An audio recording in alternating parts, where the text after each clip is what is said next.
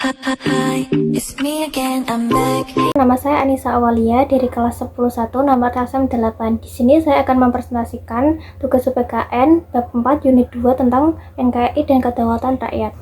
Wilayah Indonesia ini jadi rebutan negara lain. Hubungan antara Indonesia dan Cina kembali memanas terkait sengketa di perairan Kepulauan Natuna. Terbaru soal nekatnya kapal-kapal nelayan Cina yang masih beroperasi di Laut Natuna, bahkan mereka dibela oleh pemerintahan Cina. Saling klaim batas wilayah pun bukan hanya terjadi antara Indonesia dan Cina. Berbagai negara yang berbatasan langsung dengan Indonesia pun kerap kali bersengketa batas wilayah. Berikut ulasannya yang diambil dari berbagai sumber. Soal Pulau Sipadan dan Linggitan. Pulau Sipadan dan Linggitan merupakan persengketaan antara Indonesia dan Malaysia atas kepemilikan kedua pulau tersebut yang berada di Selat Makassar, yaitu Sipadan. Persengketaan antara Indonesia dan Malaysia mencuat pada tahun 1967 ketika pertemuan teknis hukum laut antara kedua negara. Masing-masing negara ternyata memasukkan Pulau Sipadan dan Pulau Linggitan ke dalam batas-batas wilayahnya. Pada tahun 1998, sengketa Sipadan dan Linggitan dibawa ke Mahkamah Internasional. Pada babak akhir, Mahkamah Internasional menyatakan argumentasi yang diajukan oleh Indonesia tentang kepemilikan Sipadan dan Linggitan yang berada di sebelah timur Pulau Sebati, Kalimantan Timur tidak relevan. Karena itu, secara de facto dan de jure, kedua pulau yang masing-masing luasnya 10,4 hektar dan 7,4 ha untuk Linggitan menjadi milik Malaysia. Delegasi Indonesia memang mengakui argumen milik Malaysia lebih kuat. Negeri jiran itu diuntungkan dengan alasan chain of title atau rantai kepemilikan dan argumentasi aktivitas effective occupation yang menyatakan dua pulau itu lebih banyak dikelola oleh orang Malaysia. Jurus effective occupation secara tidak langsung menunjukkan kedua pulau itu sebagai terra nullius, tanah tak bertuan. Mahkamah Internasional juga memandang Pulau Sipadan dan Linggitan lebih stabil di bawah pengaturan pemerintahan Malaysia. Perseteruan di Ambelat antara Indonesia dan Malaysia terus terjadi. Rupanya sudah terjadi beberapa kali. Blok Ambelat terletak di Laut Sulawesi atau Selat Makassar dan berada di dekat perpanjangan perbatasan darat antara Sabah Malaysia dan Kalimantan Timur Indonesia.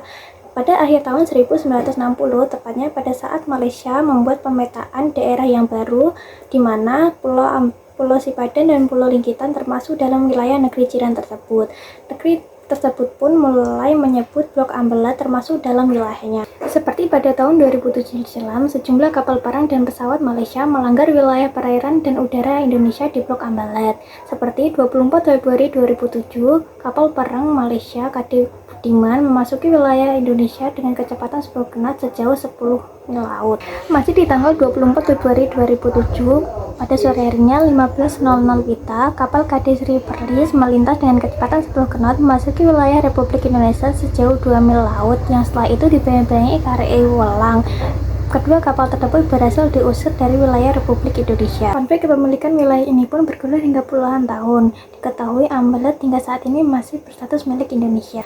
Perairan Natuna. Hubungan Indonesia dan Cina kembali memanas terkait sengketa di perairan Kepulauan Natuna. Ketegangan antar kedua negara itu terjadi dipicu aksi kapal-kapal nelayan asal negeri tirai bambu dikawal kapal Coast berhasil memasuki kawasan zona ekonomi eksklusif ZII di Indonesia di perairan Natuna.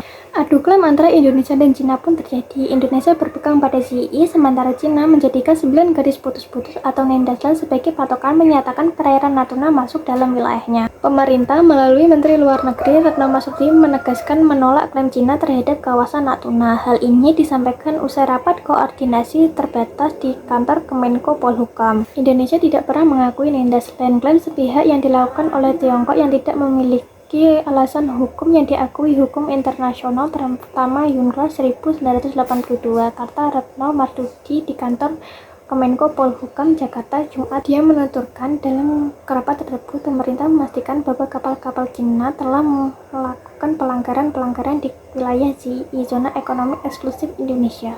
Menurut Retno, ZII Indonesia telah ditetapkan oleh hukum internasional, yaitu melalui UNCLOS 1982. Tiongkok merupakan partai bagian dari UNCLOS 1982.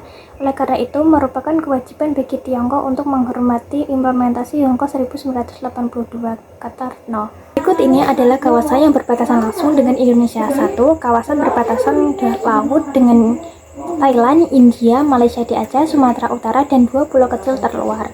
2. Kawasan perbatasan laut dengan Malaysia, Vietnam, Singapura di Riau, Kepulauan Riau, dan 20 pulau kecil terluar. 3. Kawasan perbatasan darat dengan Malaysia di Kalimantan Barat dan di Kalimantan Timur. 4. Kawasan perbatasan laut dengan Malaysia dan Filipina di Kalimantan Timur, Sulawesi Tenggara, Sulawesi Utara, dan 18 pulau kecil terluar. 5. Kawasan perbatasan laut dengan pulau di Maluku Utara, Papua Barat, Papua, dan 8 pulau kecil terluar. 6. Kawasan perbatasan darat dengan Papua Nugini di Papua. 7. Kawasan perbatasan laut dengan Timur Leste dan Australia di Papua, Maluku, dan 20 pulau kecil terluar. 8.